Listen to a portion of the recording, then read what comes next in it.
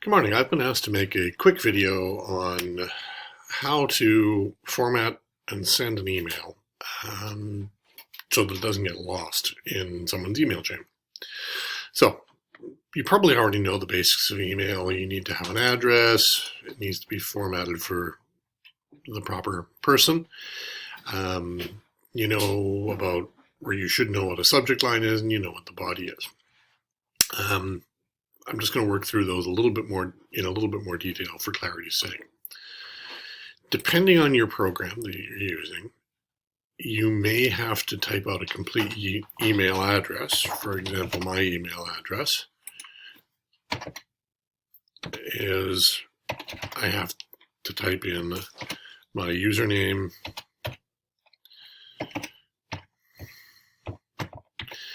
completely, and that will make sure the email goes to me.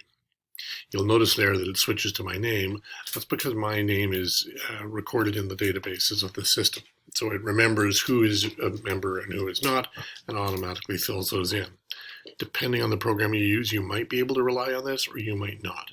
Safest answer is always know the complete email that you're using or that you need to use.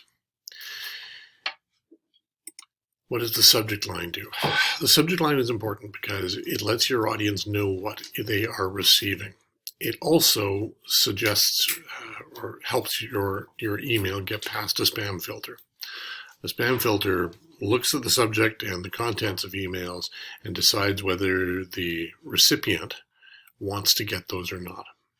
So if you leave that blank, if you don't put a subject in there, a spam filter may decide that this is not something that the person you're sending it to wants, and it throws it into the garbage.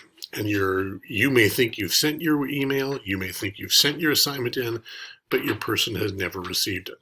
It's up to you to make sure your email gets to where it's going and to who you want to receive it. So always include a detailed subject. Make the subject something that will be meaningful to both you and your recipient, and make the subject relevant to the content of your email. So example, if you're sending an email about your essay for Ms. Kalachura, you probably don't want to just label it essay. Ms. Kalachura is an English teacher. She gives lots of essays. You probably don't want to label it Tom's essay. She may have 10 Toms in the class. You may want to label it as Humanities Aid Incentive essay on Lindisfarne. That makes it more specific. It means that when she needs to search for it, it's a lot easier to find. All right.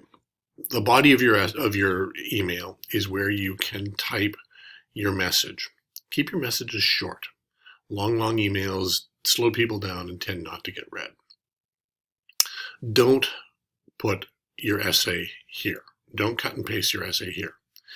If you cut and paste your essay here, it means that Ms. Kalachura has to open this up, download or copy and paste this into a new document. Put a short message saying, "Hi, Ms. Kalachura, I'm sending this email to you. It will be, it's coming in before the deadline," whatever. Keep it short and sweet and put your signature at the end of it. She'll get your name from your email address. But when you want to put your essay in, insert it as an attachment. Find it on your desktop and insert it as a PDF, or better yet, a Word document. If you put it as a Word document, she can enter her comments right into the document and email it back to you. It'll be a lot easier for her and for you. And then do the usual, say thank you, blah, blah, blah, blah, blah. I'm going to leave, but I want to leave on an important note. You'll notice that my name is my email address, tmorley@schooldistrict38.bc.ca. This is something you want to cultivate. You want to have a professional sounding email address. Sure, it may be fun as a student or as a young person to have an email like Funky Unicorn 268. But later on, when you start applying to universities, when you start applying to colleges and jobs and so on, your first impression matters. And your first impression with a lot of people is going to be the email you send them. So you want to start cultivating a professional digital image. And that starts with having a appropriately formal email and usernames. So you might say your name and some numbers to separate you from other people with your name. John Smith, there's got to be 5 million of them. So you might have to say John Smith 296.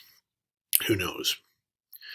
When you're doing this, be careful not to include elements that are also identifying for your personal history. So don't go Thomas Morley and include your birth date to help identify you. That's not a great idea. It gives people information about you they can use to help identify you and steal your identity. All right, I'm going to stop there. I hope this was a help.